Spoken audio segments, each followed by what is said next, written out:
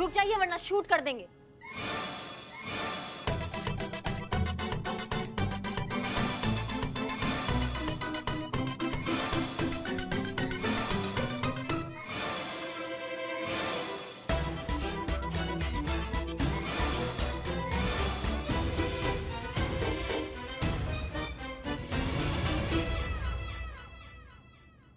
क्या हुआ?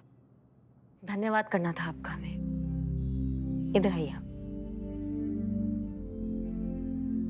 आप यहाँ बैठिए, बैठिए।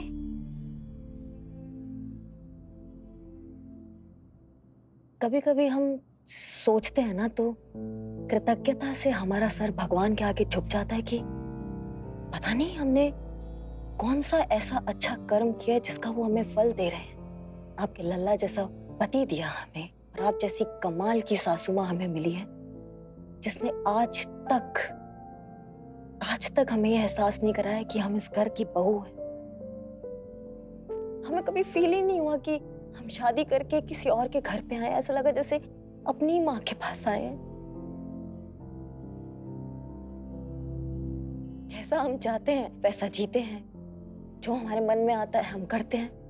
आप कुछ कहती ही नहीं है हमें।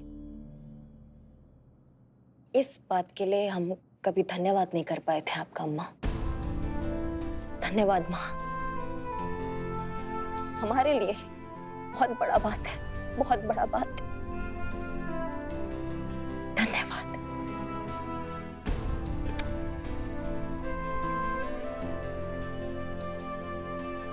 उठो, उठो,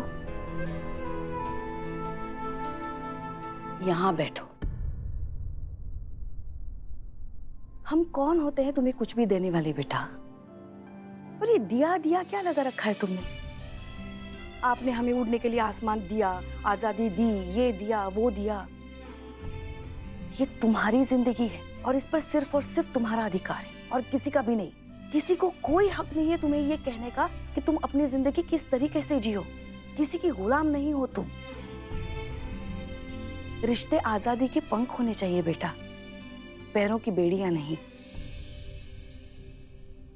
बहुत बड़ा और सुलझा हुआ सोच है आपका अम्मा, सच में।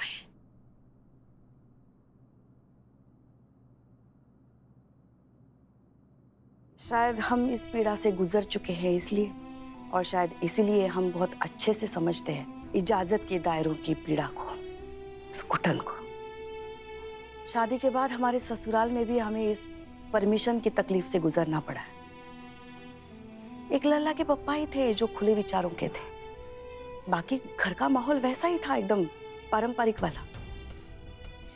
बहू हो, औकात में रहो, दायरे में रहो। छींक मारनी है तो इजाजत ले लो, दाल को छौंका लगाना है तो अपनी सास से पहले परमिशन ले लो। यहाँ तक कि लल्ला के पप्पा के गुजर जाने के बाद घर चलाने के लिए घर से बाहर निकलकर नौकरी करने की परमिशन तक हमें ससुराल से नहीं मिले। ये जो घुटन थी ना, उस घुटन का एहसास बहुत गहरा था। और तब हमने तय कर लिया था कि चाहे कुछ भी हो जाए, दुनिया इधर की उधर हो जाए, हम हमारी बहू को इस घुटन से, इस पीड़ा से कभी नहीं जाने देंगे। दुनिया का कोई भी रिश्ता उसे कभी उसकी पैरों की बेड़ी नहीं लगने देंगे। और आज इतने सालों बाद अगर तुम्हें ऐसा लग रहा है कि हम कुछ हद तक ऐसा कर पाए हैं, तो ये तो बहुत अच्छी बात है कि छोटी सी ही सही हमसे इस बदलाव की शुरुआत तो हुई। अम्मा, सब ऐसा काहे नहीं सोच सकते। वो कहते हैं ना बेटा, खुद का तन जले तभी अग्नि का पता चले। जब खुद के तन में पीड़ा होती है तभी दर्द का असली अनुभव होता है। बाकी सब तो किससे होते हैं। तुम जल्दी से हाथ मुंह धो लो, कपड़े बदलो, हम खाना लगाते हैं। हाँ?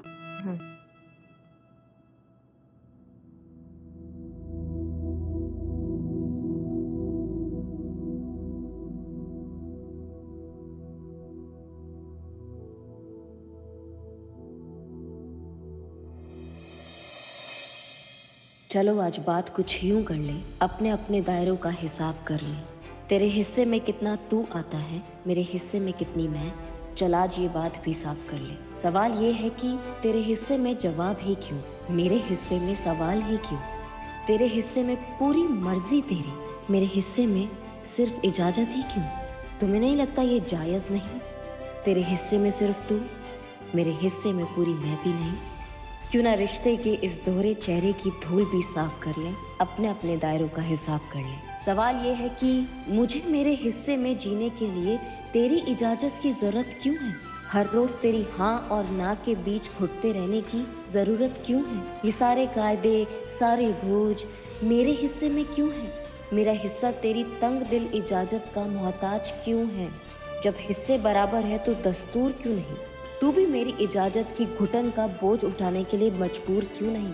सवाल बहुत हैं, पर असली सवाल तो यही है, मेरे हिस्से में जवाब, तेरे हिस्से में सवाल क्यों नहीं? गजब गजब का लिखी है करिश्मा में, एक शेर तो बनता है।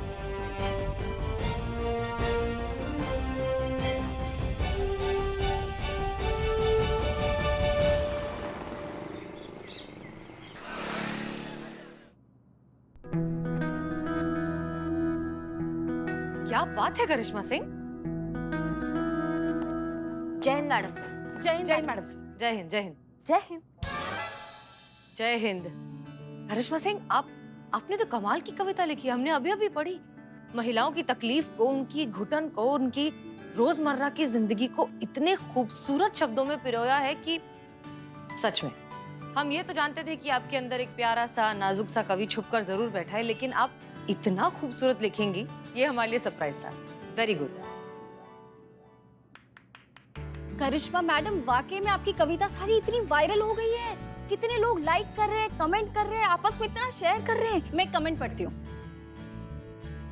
मैं एक डिवोर्सी हूँ, लेकिन आज भी वो वक्त याद आता है जब सांस लेने के लिए भी अपनी पति की परमिशन की मोहताज हुआ करती थी। आज अकेली हूँ लेकिन आजाद हूँ। हम भी पढ़ते हैं। एक महिला लिखती है, पिछले 20 सालों से हम अपनी माँ से नहीं मिले। जिस माँ ने पाल पोस कर बड़ा किया, उससे मिलने के लिए आज भी हमें पति से परमिशन लेने की जरूरत पड़ती है। देख रही हैं मैडम, देश को आजाद हो गए इतने साल हो गए, मगर औरत आज भी इस रूढ़िवादी जंजीरों से आजाद नहीं हुई है। आज भी उसकी जिंदगी किसी ना किसी की इजाजत के लिए मोहताज है।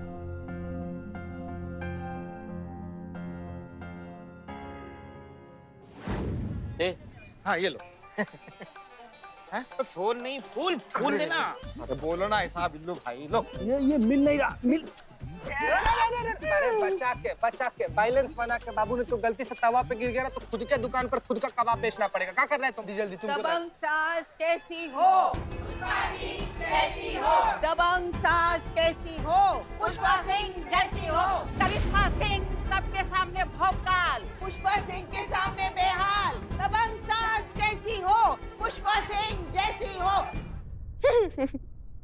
क्या हुआ? अन्नी विनाड़ी, सब सुनो। हाँ अच्छा ठीक है। देखो, एक फैन करियम्मा का पोएट्री देख के देखो क्या कमेंट करता। वो लिखता कि इतना कड़क नारियल जैसा ऑफिसर का रूप इतना खराब हो सकता है पता नहीं था। वो इतना पति से परेशान हो सकता है। आपका नाम करिश्मा सिंह नहीं, करिश्मा दुखी होना चाहिए था। एक मिनट, आप लोग हंस क्यों रहे हैं? इस औरत को ऐसा लग रहा है कि करिश्मा सिंह ने ये कविता अपनी जिंदगी पर लिखी है, कि वो खुद अपनी जिंदगी से और अपने पति से और अपने घर वालों से इतनी परेशान है कि उन्होंने ये कविता लिख डाली। और ये ना तो सच है और ना ही फनी। हाँ और नहीं तो क्या मैडम सर, इन्हें क्या फर्क पड़ता है? हाँ, बदनाम तो हमारा गरीब बेचारा लल्ला हो गया ना। हमारे गरीब बेचारे भोले मासूम लल्ला के तो भाग ही फूट गया। क्या बताएं आपको? मैडम सर, बताइए आप सब लोग यहाँ पर खड़ा होकर इससे बात कर रहे हैं। वहाँ बाहर बवाल मच गया। मैडम सर, आपने कौवों का झुंड सुना होगा, आपने भैंसों का झुंड सुना होगा, आपने सुअरों का झुंड सुना होगा, लेकिन सासों का झुंड, बाहर सासों का झुंड आया हुआ है। पुष्पा जी को खोज रहा है।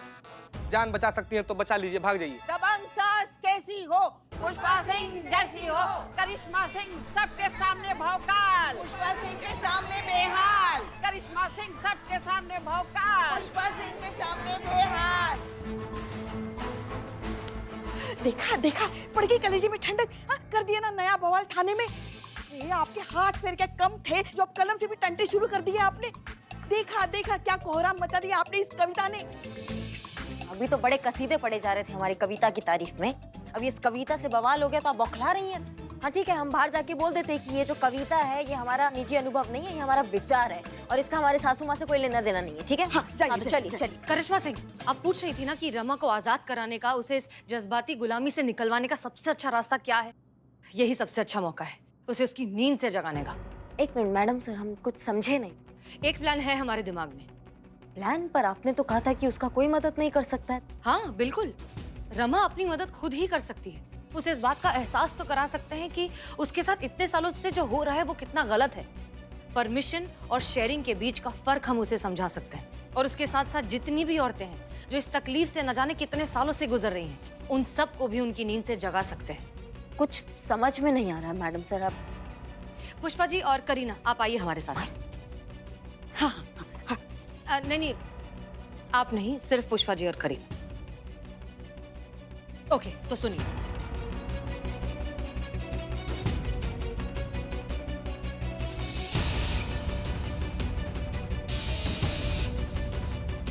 समझ गए?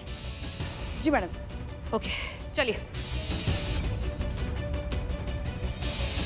दबंग सास कैसी हो?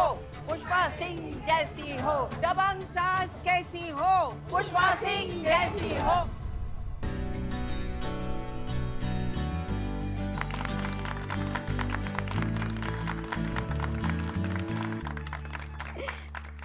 शान शान शान, अरे क्या है ये सब? ऐसा क्या किया है हमने जो आप लोग हमें इतना सम्मानित कर रहे हैं?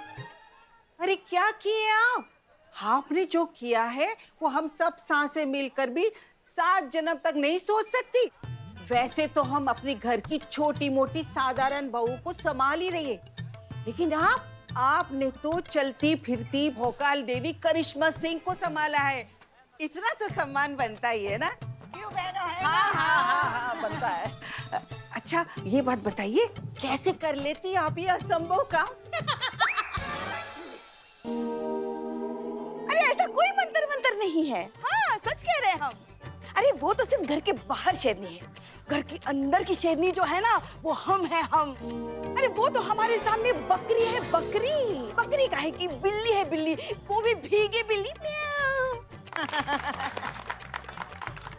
मैडम सिंह क्या बोल दिया आपने इनको करने के? देखिए तो, बुरा मत मानिएगा बहन जी, मतलब शेर काबू में है और ये तो जब पता लगेगा जब रिंग मास्टर उसे खुद सबके सामने नाच नचाएगा, है कि नहीं बहनों? अभी नमूना दिखा देते। हाँ हाँ, लो आ गई, आ गई। ऐसे कैसे आ गई? हमने इजाजत दी थी तुमको बाहर आने के लिए। कहा था ना हमने कि जब तक हम नहीं कहेंगे, जब तक हम तुम्हें इजाजत नहीं देंगे, तुम अपनी जगह से हिलोगे भी नहीं। तो फिर क्यों आई तुम बाहर? सॉरी। कहाँ जा रही हो? हमने कहा तुमको जाने के लिए। और वो कविता, हाँ? क्या थी वो कविता? क्यों थी वो कविता? लिखी तो लिखी ऐसी कविता जिसमें हमारा लल्ला यानी कि तुम्हारा पति खलनायक नजर आ रहा है। उसका हिसाब आज करेंगे। सॉरी, वो हमसे गलती हुआ। हमें कविता पढ़ा हमने तो ओवरफ्लो होके लिखा। अब नहीं करता मैं ऐसा, अब नहीं करेगा।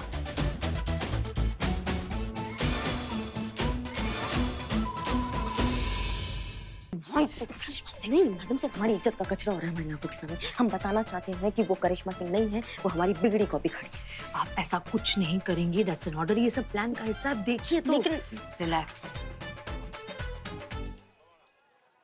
किसकी इजाजत से तुमने वो कविता लिखी? बताओ हमें। इसकी सजा तुम्हें मिलेगी और बराबर मिलेगी। नहीं, हमको सजा मत दो। हम तुम्हारा बहू, तुम्हारे बेटे के कलेजे का टुकड़ा हम।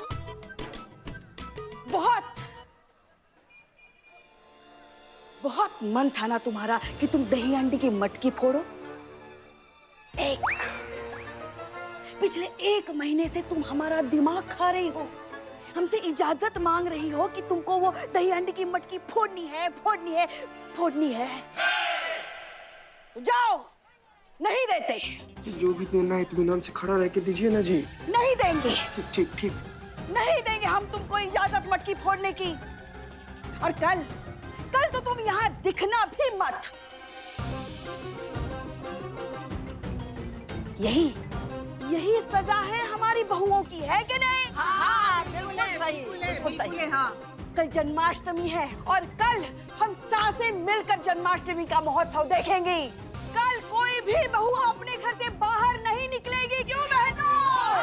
नहीं निकलेगी, नहीं निकलेगी, नहीं निकलेगी।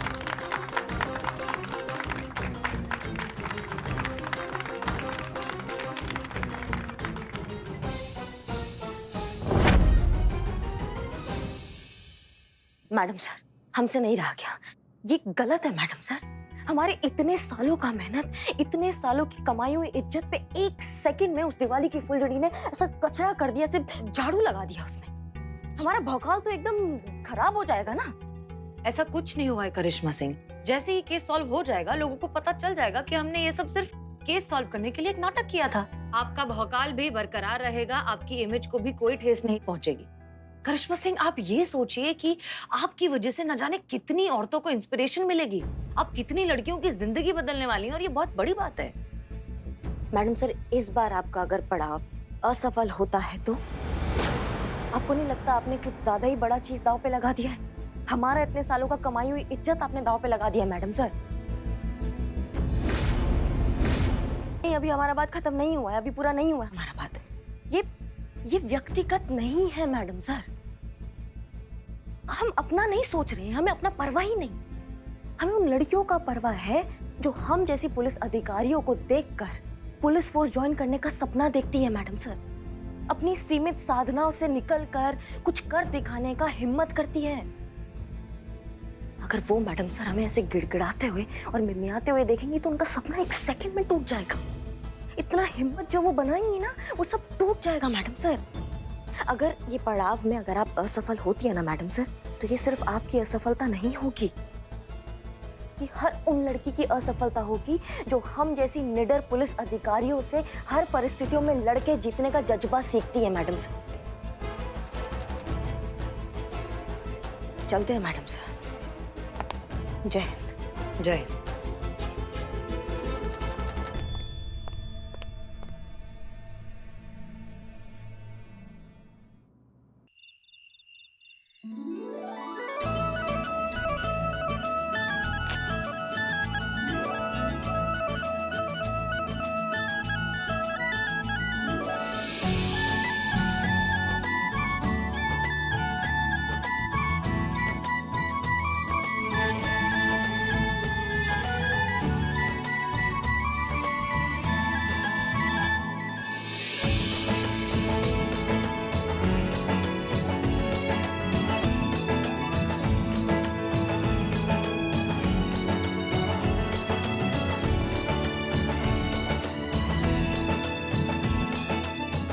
हे मुरली मनोहर, हे कृष्ण कन्हैया, आपका जन्म कारागृह में हुआ था, फिर भी आपने स्वयं को कभी किसी बंधन में नहीं बंधने दिया।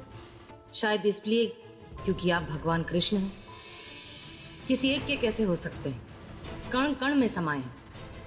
दुनिया को भी उनके भीतर भटके हुए विचारों के कारागृह से मुक्त कीजिए, उन्हें भी सद्बुद्धि प्रदान कीजिए, सही मार्ग दिखाइए, आशीर्वाद दीजिए कि कल जो प्रयास हम करने जा रहे हैं उसमें सफल हो और सदियों से चली आ रही इस भटकी हुई विचारधारा को सही दिशा दिखा सकें।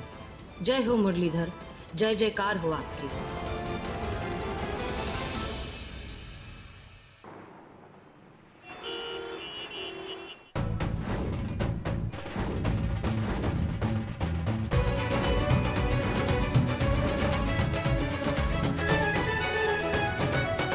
माँ कब फोड़ेंगे? आ गए आ गए आ गए।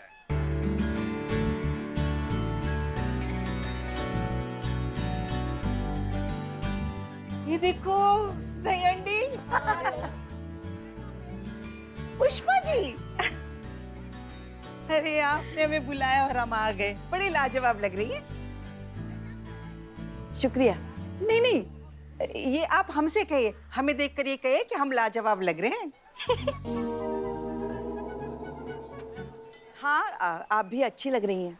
नहीं, लाजवाब। लाजवाब लग रही हैं। आप भी बहुत गजब लग रही है। आप भी गजब लग रही हैं। नहीं नहीं, ये हम आपको कहना चाहते हैं कि आप बहुत गजब लग रही है।